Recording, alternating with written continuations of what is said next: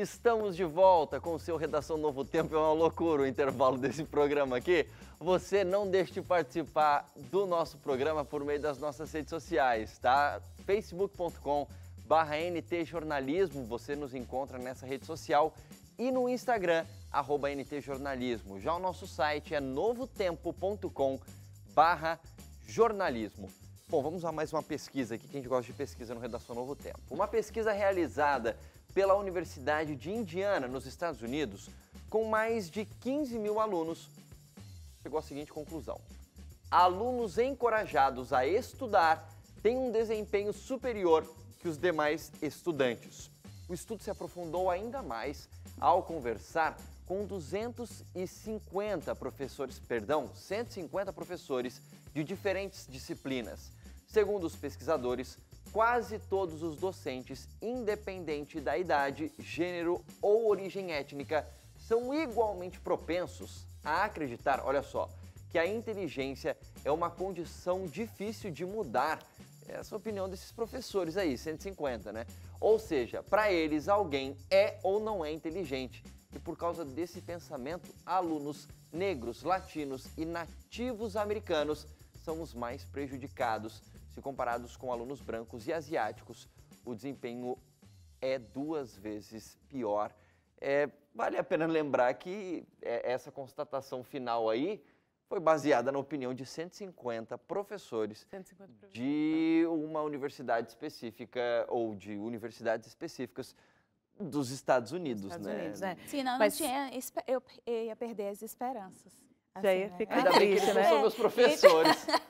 Você sabe que essa ideia de que a capacidade intelectual está atrelada a questões físicas, né, ou étnicas, ou físicas, ou culto, ou de um povo, né, de gênero, é uma herança do iluminismo, né? Então, quando a gente estava lá atrás, no século XIX, XVIII, ali, quando o início da ciência, falava-se muito disso. Óbvio, a ciência era...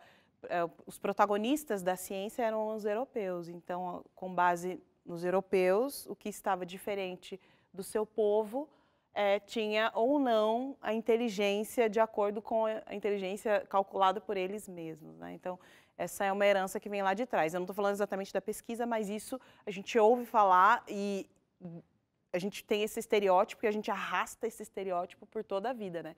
Quem nunca disse assim, mas também é japonês, né? Por isso que é esperto assim em matemática, né? Quem nunca...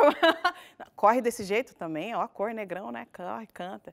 Então a gente não fala de cantar. Não pode falar de cantar. Porque eu sou preta e eu canto muito bem. Eu deveria, né? Deveria. Wagner não está aqui hoje para fazer um dueto com a Luíse no ar. Mas... Ainda bem, assim podemos dizer, estamos gratos, porque esse programa é musical. Mas é muito interessante isso que você fala. Mas essa é uma Eu acho que é melhor a gente não falar de música nesse momento. Eu não entendi a colocação da Carol, mas tudo bem. Deixa pro caixa de música, ela gosta e cunha, não vamos falar sobre esse assunto. A Carol falou de japonês, eu ia citar esse exemplo também, né? Eles são tidos como os mais inteligentes da classe. Mas por quê? Culturalmente, eles vêm de uma sociedade super rígida e, assim, eles são muito esforçados. A pessoa era obrigada a ficar horas e horas e horas e horas estudando. Aquilo foi, né, vindo de geração para geração. Eu, na minha faculdade, tinha um amigo, não era da minha classe, não era do meu curso, mas ele era japonês. E ele demorou 10 anos para se formar. Ele só bombava, como a gente falava, só repetia, repetia. Ele falava assim, cara, estudei muito, tirei 2 na prova. E eu brincava com ele e falava, você é um japonês do Paraguai, porque é um japonês falsificado. Olha, esse. fazendo bullying. Bullying. Fazendo bullying. Meu amigo. Foi até padrinho do meu casamento. Porque se você é japonês, você precisa...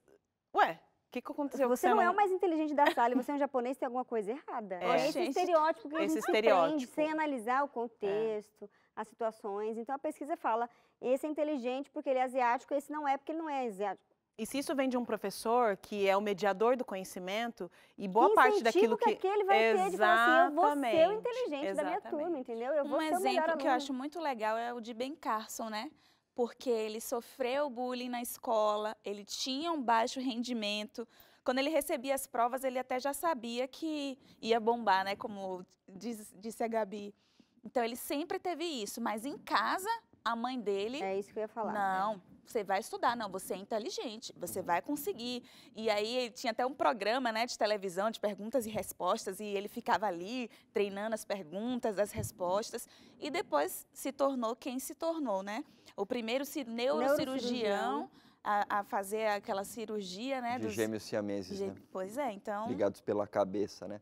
Agora, é interessante, a Carol, ela tocou num ponto aqui que me chamou a atenção, que é o seguinte, né? Você está deu o exemplo, por exemplo, de uma carga, a gente pode dizer assim, cultural ocidental em relação à cultura negra, por exemplo, né? Porque é recente, se você parar para pensar, o período onde a escravidão foi abolida em vários países aqui do Ocidente. Então, você tem aqui no Brasil, que foi o último país aqui da América, 1888 foi abolida a escravidão. Então, tem quanto tempo? 131. 131 anos, entendeu? Ontem. Você para pensar, dão basicamente aí 3 gerações, entendeu? Você está numa 4ª geração. É pouco tempo para você tirar tudo de uma vez. Por que eu estou falando tudo isso? Porque você falou assim, olha, tem essa carga, e aí eu vou indo para o passado, então não existe uma novidade em relação a esse tipo de preconceito ou esse pré-estabelecimento de ideias em relação a pessoas que são diferentes. Então, volta lá no período romano. As pessoas que eram chamadas de bárbaras, até tinham um pouco de uma diferença de cor, mas às vezes não era nem por isso, é só porque era de uma região diferente. Então, os romanos, aí tem gente que era de uma região do leste europeu, países nórdicos, tal, esses são os bárbaros. O padrão era o romano, porque o romano tinha o poder, né, bárbaro, bélico da... Exato, e bárbaro quer dizer, né, o cara que não tem cultura nenhuma, o cara que não tem condição de, sei lá, você ter um diálogo com ele, ele é um bárbaro. Aí você vai voltando mais ainda, aí você pega referências bíblicas, você vai ver os hebreus que estavam como escravos no Egito, eles eram tidos como inferiores, escravos e tudo mais. Então, tinha toda uma carga que levou anos para, sei lá, se desapareceu ou só desapareceu quando eles foram embora e atravessaram o Mar Vermelho e deixaram o Egito para trás, muito entendeu? complicado. Então, muito complicado, existe uma carga natural em relação ao diferente, né? E com o tempo, eu acho que perpetua mais ainda, porque, por exemplo, na época da escravidão, nós tínhamos escritos de Voltaire, né, um grande cientista, e ele falava dessa diferença, de que os negros eram próximos à mentalidade, né, ou seja, o raciocínio, o cérebro funcionava bem próximo do animal. Ou seja, né, e aquilo estava escrito como se fosse uma pesquisa científica, um artigo. E aquilo que é escrito, aquilo que passa de geração em geração, dificilmente vai ser apagado da história. Então, quando você olha para uma tribo, para uma cultura, para um diferente, e você estereotipa ele de alguma forma, de fato você precisa entender que conforme a escrita vem, a tecnologia, a internet, isso impacta de uma forma diferente, né? E os professores muito mais precisavam compreender esse processo, começar a se desconstruir, né? Essa ideia que tinha que começar na academia, com certeza. Por favor, isso tinha que começar lá na faculdade, né? Para que eles conseguissem enxergar o aluno com as suas mais diferentes capacidades, respeitando também a sua vivência, né? Até para quem concorda com essa questão desses estereótipos, vale ressaltar que se a pessoa concorda, ela também tem um baixo desempenho, né?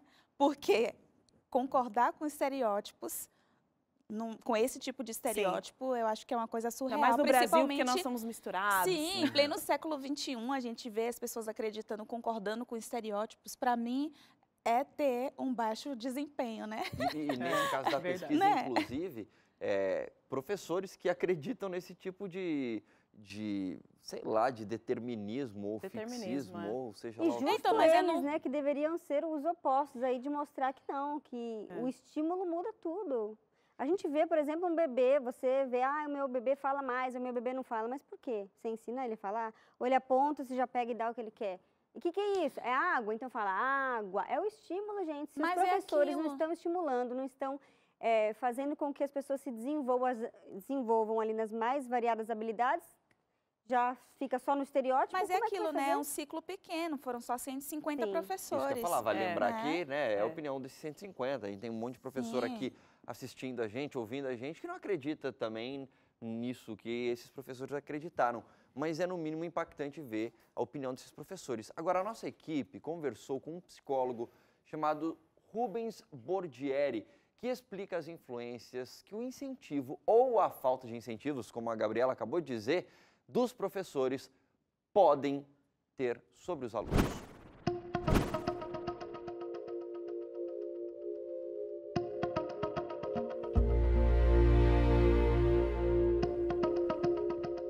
Eu posso dar um passo atrás e dizer que começa com os pais. Ali tem a primeira segurança da criança, vem nas palavras que os pais passam para os filhos. Se não tem esse ambiente em casa, o professor vai tomar um papel muito grande no coração dessa criança e pode levá-los a mudar de opiniões, por exemplo.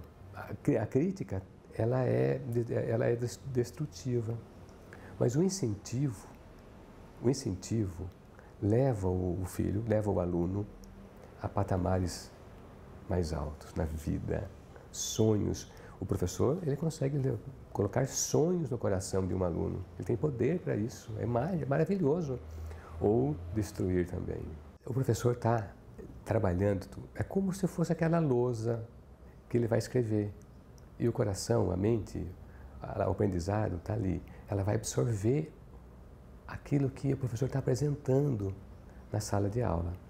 Se esse professor é apaixonado e vem incentivando a criança, ouve a criança, se tem um conflito entre um amiguinho e o outro, ela para ouvir, ela é uma boa negociadora, o professor é um bom negociador, a criança aprende. Muito obrigado ao psicólogo Rubens Bordieri aí pela participação, compartilhar os seus conhecimentos. E Carol estava comentando algo enquanto estava vendo o vídeo, né, Carol? De fato, é muito importante. Quem falou um pouco sobre essa influência emocional, sobre a questão da criança conseguir, do aprendizado, né, emoção e aprendizado, foi Piaget, em 1953 ou 4, alguma coisa parecida.